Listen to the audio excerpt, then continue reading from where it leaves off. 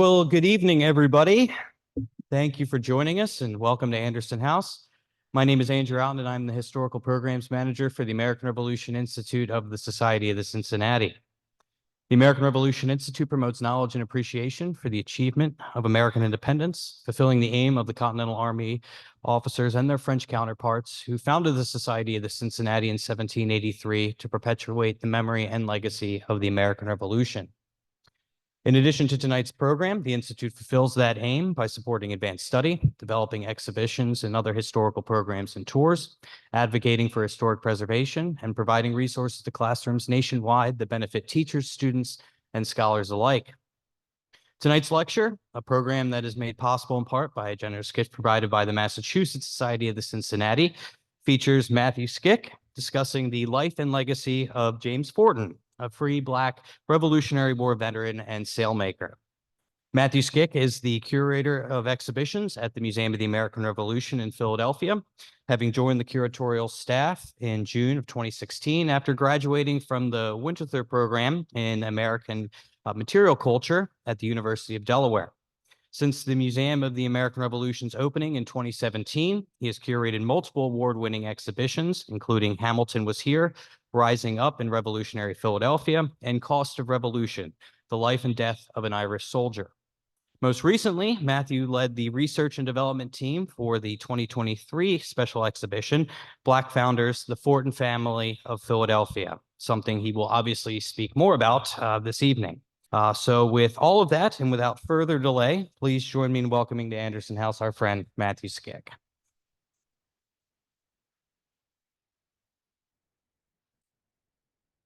Thank you so much, Andrew, and I really appreciate the invitation to speak this evening here at Anderson House and share the story of James Forten as a Revolutionary War veteran.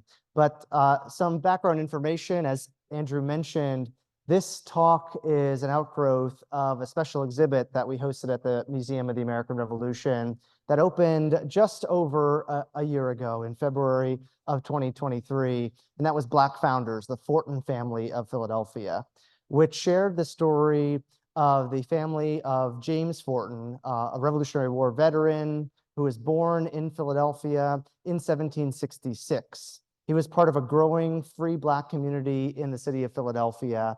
And after his service during the Revolutionary War, which included a brief stint as a prisoner of war of the British, which I'll get into a little bit more, he returned to Philadelphia and rose up in the ranks of the sailmaking trade and eventually became the leader of a prominent sailmaking business in Philadelphia, leading him to become the wealthiest free Black Philadelphian in the early 19th century and perhaps the wealthiest Black American in that same time period. And his family, his wife, Charlotte, his 8 children that lived to adulthood, and then his grandchildren got involved with their grandfather in reform efforts, in the abolitionist movement, in civil rights causes for decades. This was a family of reformers. And in Philadelphia, they were leaders of the free Black community in the city, and they were further advancing the ideals of liberty, equality, and self-government, and trying to expand that those promises of equality and liberty to extend to all Americans. And so the Forten family exhibit told the story from 1776 to 1876, using the Forten story as a window into the first 100 years of the United States as an independent nation. And this exhibit was the result of some intense genealogy research, looking into different branches of the Forten family and their efforts. It brought together over 100 objects, documents, and works of art, some of which had never been together in almost 200 years. And so this exhibit was bringing a new storyline to many audience members who came to see it. And James Forten's name is not as well known as someone like Frederick Douglass, who was the up-and-coming generation of abolitionists compared to James Forten, relative to James Forten. But James Forten's efforts as a leader in Philadelphia, but also a rising kind of national voice in the conversation about abolition and civil rights in the early 19th century, was truly a revolutionary effort of his, and furthering the ideals that he fought for as a teenager during the Revolutionary War. And this caught the attention of press, including the Philadelphia Inquirer and the Wall Street Journal, who covered the effort to create this exhibit and curate it. And we are also able to make really wonderful connections with descendants of James Forten, which I'll talk about towards the end of the exhibit. But this exhibit was not done in a vacuum, and not done alone, but actually is a reflection of decades of scholarship into Philadelphia in the 19th century, and also specifically on the Forten family. And some of the historians that I have pictured on screen here include Erica Armstrong Dunbar, Gary Nash, Julie Winch, Richard Newman, and Janice Sumler Edmond, who back in the 1970s wrote her PhD dissertation at Georgetown. And she was the first ever person to write a dissertation about the Forten family. And fast forward to 2003, Julie Winch wrote the first scholarly biography of James Forten. And now in 2023, there was the first ever exhibit focusing on this family story. So this is a long time coming, this exhibit, which is it's an honor to be a part of that story and that sort of historiography of this family. And so at the Museum of the American Revolution, we've been sharing James Forten's story and his Revolutionary War story since we opened in 2017. And we've done that through educational programming at the museum, including hands-on discovery carts where you get to learn about life at sea. We've also done that by some of that storytelling by working with a local playwright named Marissa Kennedy and a local actor named Nathan Alfred Tate to bring James Forten's story to life in a first-person theatrical performance. And you can see Nathan Alfred Tate as James Forten in that photograph on the left side of the screen. In our War at Sea section of our core exhibit at the museum, we also share James Forten's story as a key part of our school programming. So when 4th and 5th graders and other students are coming into the museum, they're learning about James Forten, who at 14 joined the crew of a privateer ship. And so 14, not much older than many of those students are coming in. And that story is pretty impactful for those students when they hear that. And a story I'm going to share with you tonight. But as I mentioned, this exhibit brought together documents, works of art, objects that kind of bring to life in a tangible way the Forten story. Over 40 different lenders and the museum's own collection were on display in this exhibit, representing those 100 items. But they came from as far away as the United Kingdom. And I'll get into why that is coming up. But James Forten, as I mentioned, born free in Philadelphia in 1776, the year the Stamp Act is repealed, just to give you a sense of the context of that, grew up in Dock Ward in Philadelphia, the very same neighborhood where the Museum of the American Revolution is today. And as a child, when he's just 9 years old, he is growing up in a city that is changing. And it's because Philadelphia is becoming caught up in this rising revolutionary movement. And James Forten is there on July 8th, 1776, when he's just 9 years old, to hear the words of the Declaration of Independence read publicly for the very first time. And these are words that he would continually reference throughout his life as he was writing about the abolition of slavery, about citizenship for Black Pennsylvanians. And he's making reference to being there at those opening moments and sharing that story of being there when he was just 9 years old. And a few years later, James Forten, at the age of 14, in the summer of 1781, signs up to serve aboard a privateer ship, a purpose-built vessel constructed in Philadelphia that would sail on behalf of the United States, but it's a privately owned vessel that's given a letter of marque or a license to attack enemy vessels, British ships, on behalf of the United States.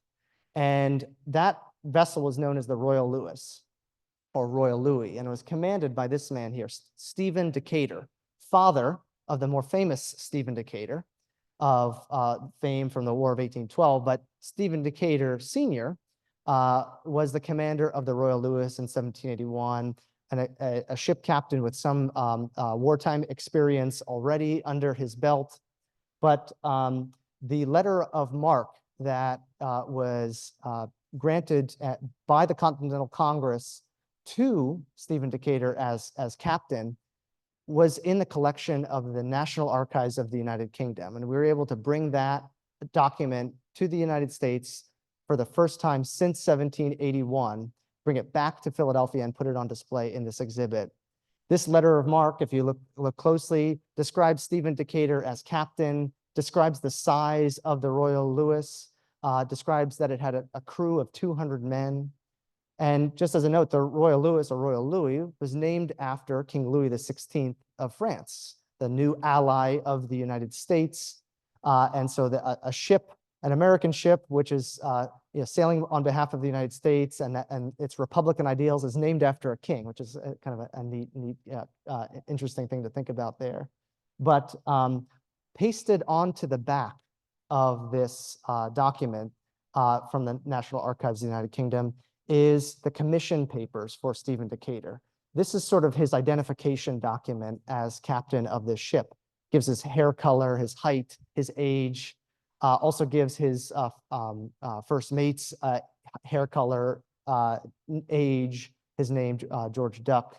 But what's interesting, Stephen Decatur and the Decatur House here in Washington, D.C. has in their collection, and we're able to borrow this for the exhibit, this silver medallion that was likely made in Philadelphia in the summer of 1781 when Stephen Decatur took command of the ship. And it says "Success to the Royal Louis" engraved at the top.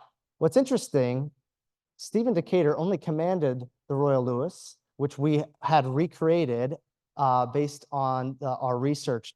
We created a scale model of the Royal Louis, working with a ship model builder in Albany, New York, named Rex Stewart, to give visitors a sense of the size of this ship as a sloop of war.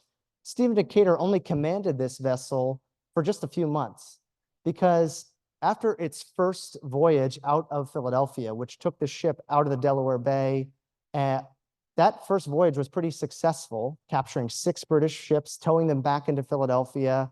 This is James Forten's first experience with Stephen Decatur as his captain. Pretty successful voyage, but the ship then sails out again for a second voyage, sails out of the Delaware Bay and sails south. And this is in late September, early October of 1781. And what's going on at that same time? The Siege of Yorktown is happening in Virginia. So there is a lot of activity off the coast of Virginia and Maryland, near the mouth of the Chesapeake Bay. And the Royal Louis sort of gets into trouble. They get outrun by a superior British vessel called the Amphion, and they get captured. And so the Royal Louis is now being towed by the Amphion and other British ships that were working in coordination. And James Forten, Stephen Decatur, and the rest of the crew of the Royal Louis become prisoners of the British.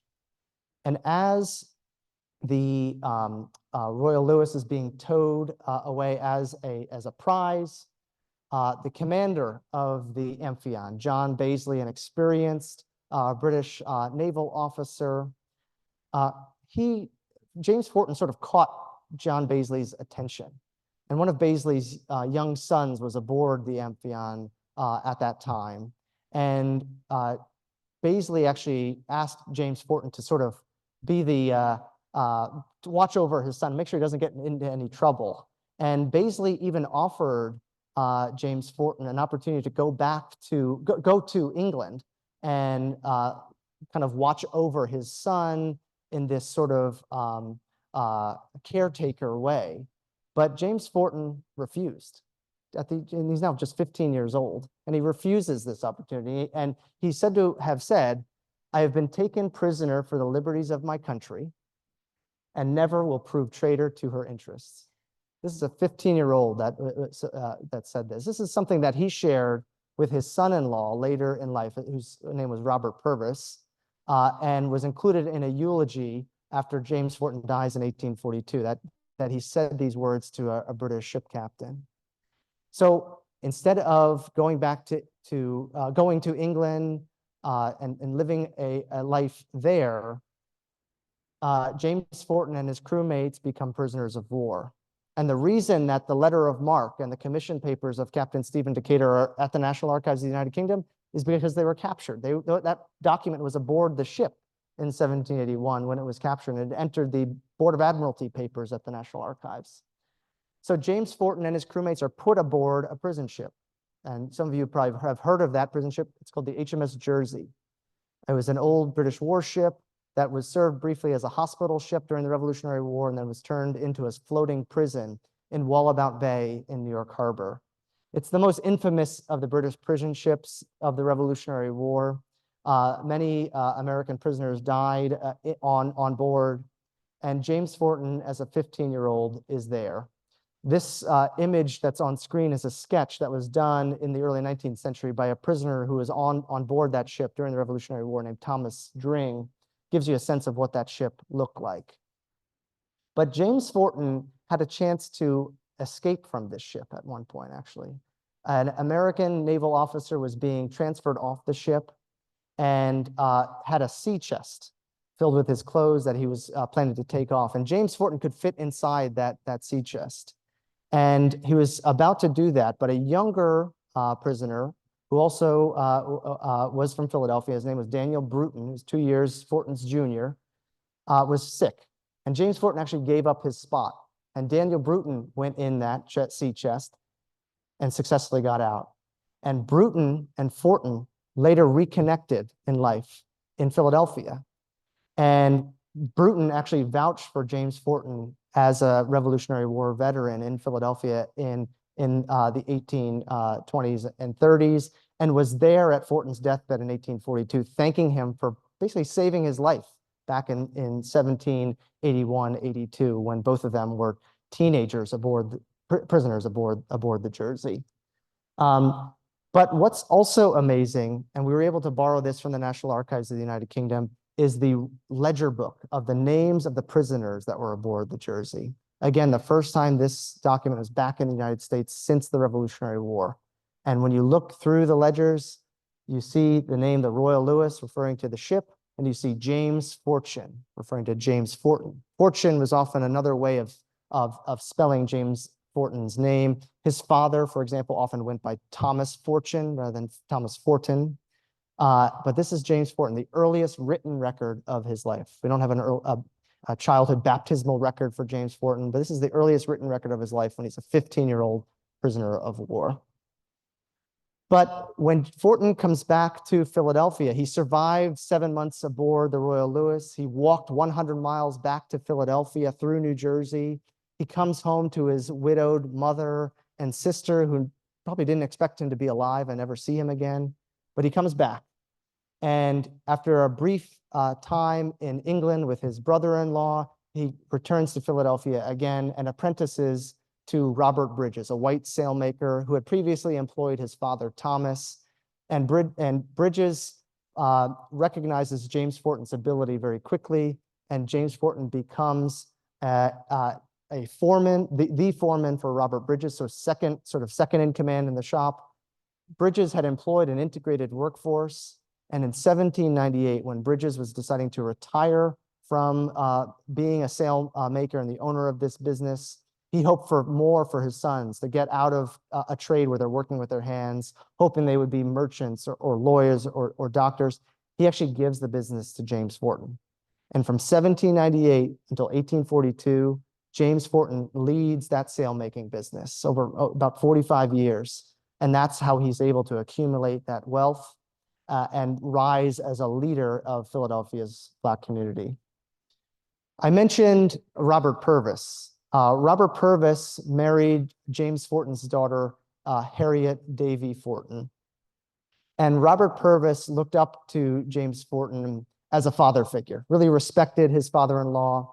Robert Purvis was multiracial. He was born in South Carolina, but then ended up in Philadelphia with his family. His parents moved up to Philadelphia in the early 19th century.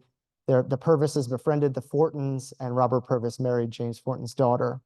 But Robert Purvis respected James Forten quite a bit, looked up to him as a role model. Robert Purvis went on to be one of the founders of the American Anti-Slavery Society in 1833, the first national-scale anti-slavery organization.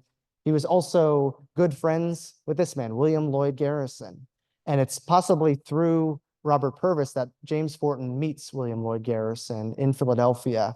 And from that point forward, the 1830s until Forten's death in 1842, Forten and Garrison are frequent correspondents. Actually, the largest grouping of James Forten's writings is in the Garrison papers at the Boston Public Library.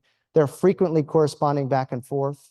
And few people realize that James Forten was actually the initial financial backer of the Liberator, the most successful abolitionist newspaper. Some of the initial subscriptions that are acquired for the Liberator are acquired by James Forten in Philadelphia to support this newspaper, to be a voice for abolition on a national scale. Garrison and Forten become friends, even though they're separated by a generation and great distance between Massachusetts and Philadelphia.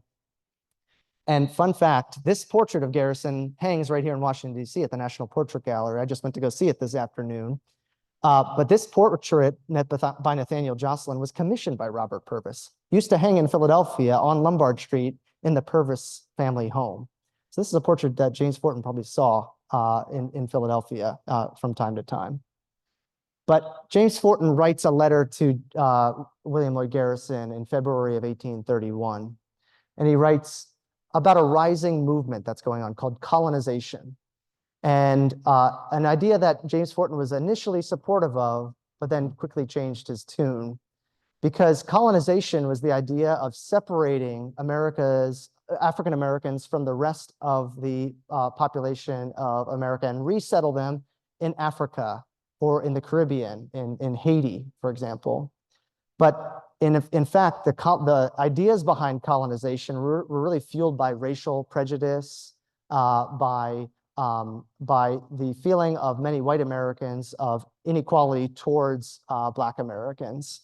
And James Forten, by the 1820s and 1830s, is a leading opponent of colonization. And he writes, "We are contented," this is to William Lloyd Garrison, "we are contented in the land that gave us birth, and which many of us fought for during the war which established our independence." So what James Forten is saying here is that he's grounding his argument in the fact that people like me fought to create this country. Why should we be forced to leave it? Instead, James Forten is channeling his efforts to fight for the rights of citizenship in Pennsylvania and the United States more broadly, because citizenship is not a guaranteed thing for free Black Americans at that time. Instead, it's sort of a gray area about who is a citizen.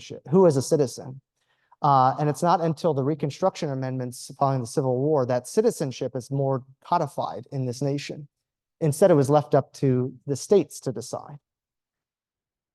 But in that same letter, James Forten goes on to share a memory that he had, something he saw in 1781 in the brief period in which he returned from the first voyage of the Royal Lewis and just before he goes on that second fateful voyage of the Royal Lewis.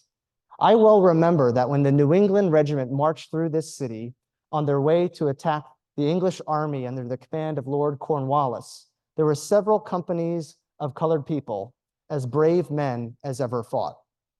What he's referring to is James Forten witnessed, actually on his 15th birthday, September 2nd, 1781, the Continental Army marching through Philadelphia on their way to do a secret mission, which was what would become the Siege of Yorktown. But James Forten saw members of the Rhode Island Regiment, for example, and some of the integrated New England regiments marching down Chestnut Street, right past where the Museum of the American Revolution is today. And we worked with military historical artist, Don Troiani, to recreate what that scene might have looked like, commissioning a painting from him that is now titled "Brave Men As Ever Fought," showing 15-year-old James Forten watching one of the companies of men of color in the ranks of the Rhode Island Regiment marching through Philadelphia. Two of the Rhode Island Regiment's companies were made up of enlisted men of Native American ancestry and African descent. And so these men were sort of inspirational to James Forten, seeing them march proudly down the street in Philadelphia. And these are the men that would be part of the army that would lay siege to Lord Cornwallis at Yorktown. So this painting is now part of the museum's collection. And just later that year that he writes that same letter, James Forten learns about Nat Turner's revolt in Virginia. And he writes a letter to William Lloyd Garrison, reflecting upon that moment. And many people, many white Americans at the time were pointing at Garrison and pointing at people like James Forten, saying that you guys incited this kind of act, these kinds of acts. And the Liberator and William Lloyd Garrison were under fire from many sides. And James Forten writes to William Lloyd Garrison. I find this quote to be pretty inspiring. Indeed, we live in stirring times, and every day brings news of some fresh effort for liberty, either at home or abroad. Onward, onward is indeed the watchword. So keep at it, keep going. We're still fighting this fight to ensure that the ideals of liberty and equality are open to all Americans. This is something that James Forten dedicated his life to, and he's grounded his arguments in the fact that he fought to create this country through his Revolutionary War service. Now, when James Forten dies in 1842, thousands of people turn out for his funeral in Philadelphia, both black and white. And Robert Purvis, his son-in-law, delivers perhaps the most famous eulogy of James Forten's life. And it really serves as the first biography of James Forten. It's printed and distributed in Philadelphia. This is it on screen here. But this is where we get to learn a bit more about James Forten as a man and how he shared his stories with his family members and his son-in-law specifically. It's a really incredible eulogy to study. But it also inspired other historians to write about James Forten. And William Cooper Nell, who writes the book, The Colored Patriots of the American Revolution, chooses to break up his book into chapters based on states. And in the Pennsylvania chapter, who is the very first person that William Cooper Nell writes about? James Forten. And just as a note at the bottom of the first page of where he writes about James Forten, he's saying the information that he's getting is adapted from the eulogy that Robert Purvis delivered in Philadelphia in 1842.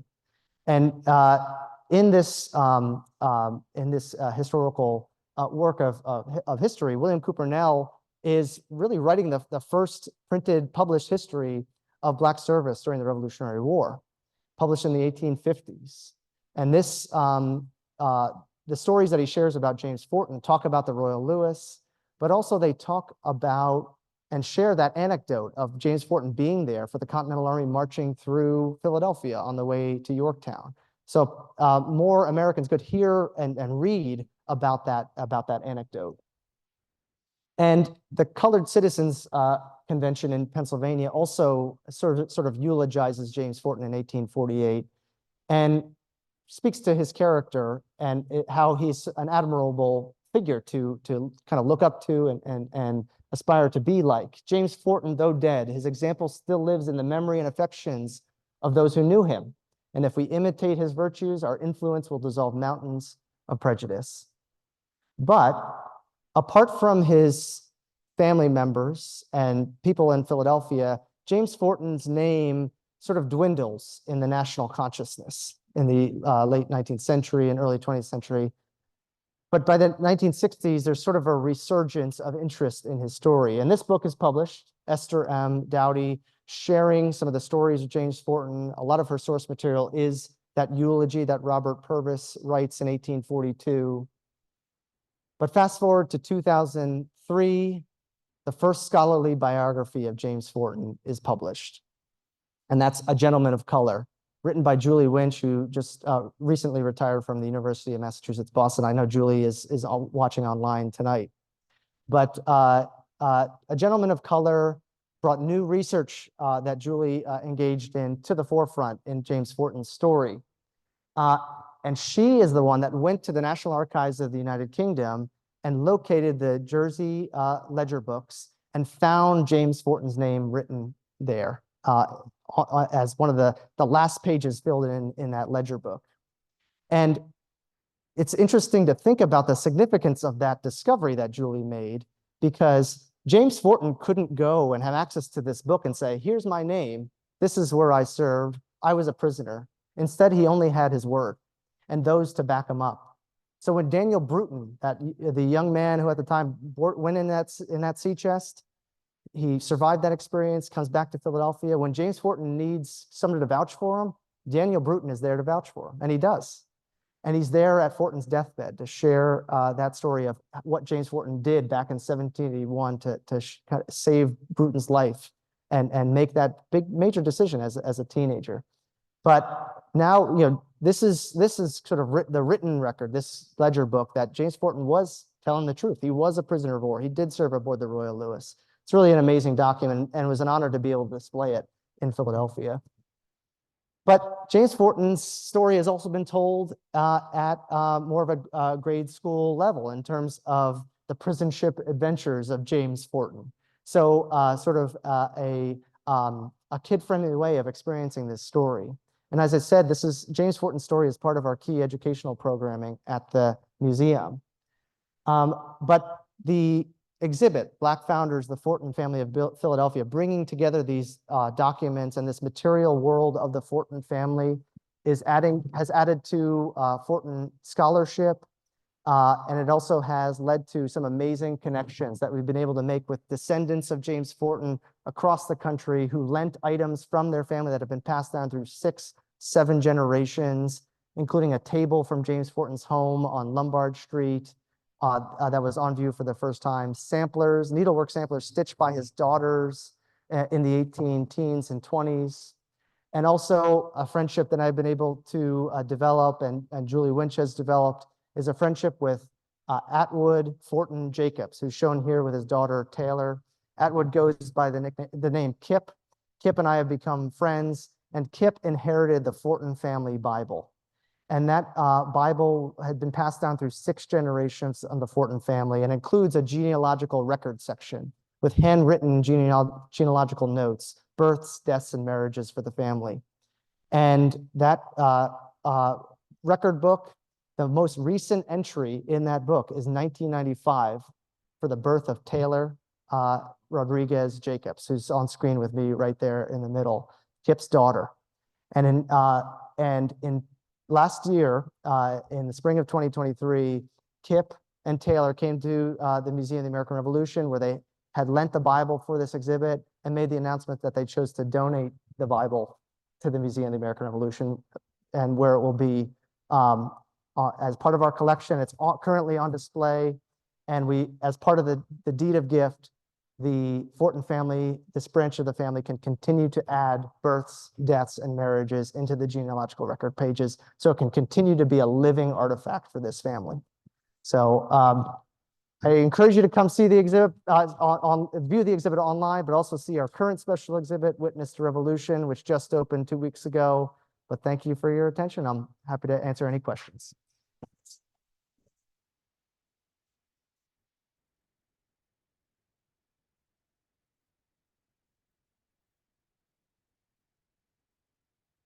Thank you, Ed.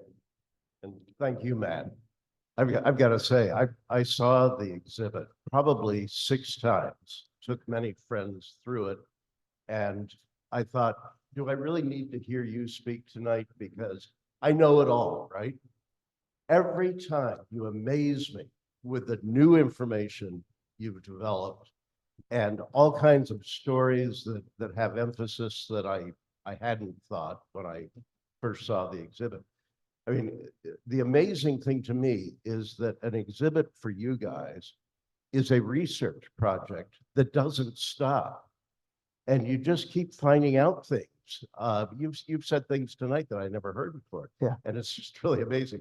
Anyway, would you like to say anything about that process and how does that complicate your life, or is it really fulfilling? Each exhibit project we do is a journey, and it's one of the key key parts about it is about relationship building. And, we're a new institution. We're still building our name recognition and what we do and our brand. But when we're going out and meeting with descendants and communities and making connections over historical figures and topics and events, it's amazing what comes out of those conversations and relationships.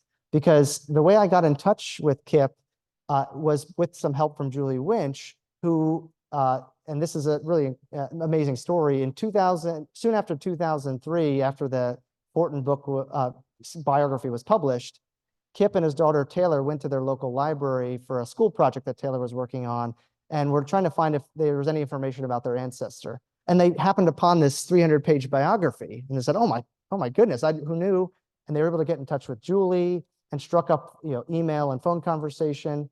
And then Julie and Kip sort of lost touch for about 10 years or so. And as we were thinking about this exhibit, we were trying to build that material world of the family and kind of bring that to life in this exhibit. And so Kip, we kind of tracked down a possible address for him and sent him a letter, just a snail mail letter, wrote out and said, "We're doing this exhibit. If you don't want to be contacted about it, we'll respect that, but we want to make you aware that we're doing this." And he wrote back to me and he said, let's meet. So I went out to Chicago to meet him, and we looked at the Bible together, and he said, "I want you to take this back to Philadelphia." And we had it on loan, and then he later announced that he wanted to donate it to the museum. But that all came about because of a snail mail letter and just reaching out and introducing and building that relationship. And it was a wonderful outgrowth, and a friendship developed as well that led to a pretty amazing aspect of the exhibit.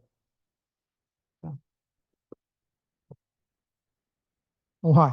I got the impression that he was released from the Hulk, or the prison ship, That's right. fairly soon, after a number of months. Did the British and Americans basically release each other's prisoners well before the treaty in 1783? Yeah, they were doing prisoner releases here and there, and they had been already doing exchanges, especially of officers.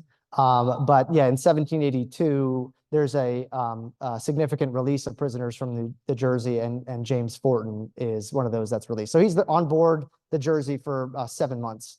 Okay. Yeah. And did the U.S. continue to conduct this privateering until the treaty in 1783? Yeah, privateering is still going on. Yep, exactly. Yep, it is. Yep. Hi, I was wondering about like racism that he might have experienced, and if you came across that information, or what helped him maybe not experience it, if it was just the location or that he had a reputation.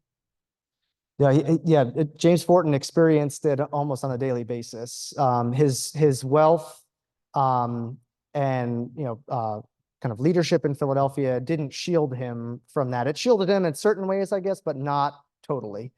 In the 1820s, and especially in the 1830s into the 40s, the Philadelphia and its population was changing quite a bit, going through shifts where thousands of immigrants are coming into Philadelphia. The free Black population is on the rise as well. And the sort of lowest segments in terms of wealth in Philadelphia's population are battling out in the streets. And there are mob actions and riots that are taking place. One of James Forten's sons is chased by a group of about 50 or 60 white men down the street within an inch of his life. At one point, Robert Purvis sits on his porch on Lombard Street with his young family inside, with a firearm across his lap, trying to protect his own home from being broken into. Black churches are burned in their neighborhood. In 1838, Pennsylvania Hall, which was an abolitionist meeting hall and a reformer meeting hall that was funded in part by the Forten family and other abolitionists, was burned to the ground in 1838. Nobody was inside, but and that was only 4 days after it opened its doors for its first meetings. Philadelphia was a very, it was a difficult atmosphere for the Forten family to live in the 1820s and 30s due to intense racial prejudice. And they're also advocating against opposing legislation that's on the table in Pennsylvania that would have closed closed Pennsylvania's border to Black migrants, would have had to required all Black Pennsylvanians to register with the state so their whereabouts could be tracked. James Forten writes in 1813, Letters from a Man of Color, his most famous writing. And he opens that letter, the first letter with, "We hold these truths to be self-evident," quoting the Declaration of Independence. But what he's trying to oppose and encourage other Pennsylvanians to oppose is that legislation that was on the table that would have created this registry of all Black Pennsylvanians. It doesn't pass. But in 1838, the same year Pennsylvania Hall is burned, all Black voting rights in Pennsylvania are taken away. And white is added to the voting clause in Pennsylvania's Constitution, whereas it hadn't been previously there. And Robert Purvis wrote a pamphlet called that was essentially saying that 40,000 Pennsylvanians are going to be disenfranchised now. And so the Forten families are experiencing that in many different ways. Hi, are there any possible traveling exhibits that could come down to the Washington, D.C. area that, I mean, physically as opposed to being online? Thank you. There's no plans at the moment, but it would be amazing to see some of these items on display down here in Washington, D.C. I have visions of the Forten Family Bible on display at the National Museum of African American History and Culture someday. But perhaps that'll be in the future, hopefully the not too distant future. Right. And you mentioned Philadelphia numerous times, and any interaction between this hero of this program and the founding father, especially Benjamin Franklin and other, leaders of the revolutions? Did he interact with Benjamin Franklin or Washington or anybody like that? Not that we can tell that, but I think the closest he might have got to George Washington might have been that 1781 march through Philadelphia when the Continental Army is marching through the city, seeing Washington perhaps on horseback marching through. And then being in the crowd on July 8th, 1776, he was in close proximity to some prominent Philadelphians who were there as well. But and he was walking the same streets that Thomas Jefferson was walking and John Adams were walking when they're there as members of the Second Continental Congress, just as an example. So, yeah. Do you have any information as to whether he knew or ever met James Armistead Lafayette? I don't know that he ever met him. I haven't found any evidence of that, but good question. Yes. Have later generations been also like active politically or civically in the family? Yeah, the children and grandchildren of James Forten quite active in terms of being reformers. They are also working. Robert Purvis, Charles Burleigh Purvis are also working with Susan B. Anthony, for example, in the women's suffrage movement into the 1880s and 90s. One of James Forten's great granddaughters was an early female Black physician in Massachusetts, Alice Purvis Roby. She later moved out to California, which is why there's a California branch of Forten, direct descendants of James Forten. James Forten's grandson, Charles Burleigh Purvis, was one of the leaders of Howard University's medical school.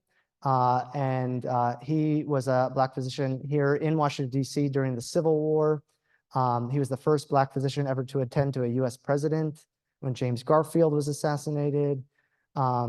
And so the family it's pretty amazing, the reach of this one family. And one of the amazing stories from the Civil War period is James Forten's grandson, James Forten's son, Robert Bridges Forten, enlists in the 43rd Regiment of United States Colored Troops during the Civil War at the age of 50. And he becomes a sergeant major of that regiment.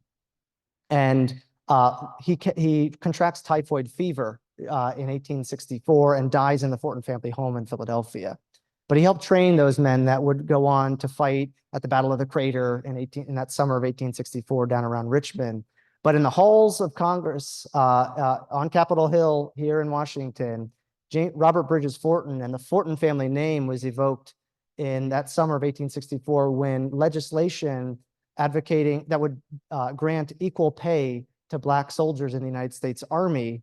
When that was on the table, a Pennsylvania representative named William Darrah Kelly cited Robert Bridges Forten and his meritorious service in the 43rd Regiment of USCT, even though he had just passed away, cited him as one of the reasons why equal pay needs to happen now, because Robert Bridges Forten gave his life at the service of his country, a country that wasn't even granting him citizenship.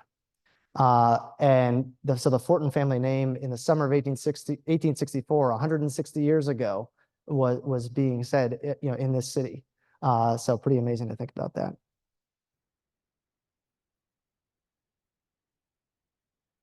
Well, I think you're off the hook because our in-person audience is matched up with our virtual audience in Oh, terms of questions. So you just fantastic. ran down everything Great. online. So well done. Great. Thank you. So I think we'll end there. Thank you all for coming out in person and online and for your continued support of our mission. Matt, thanks a lot. And everybody get home safe. Take care. Good night.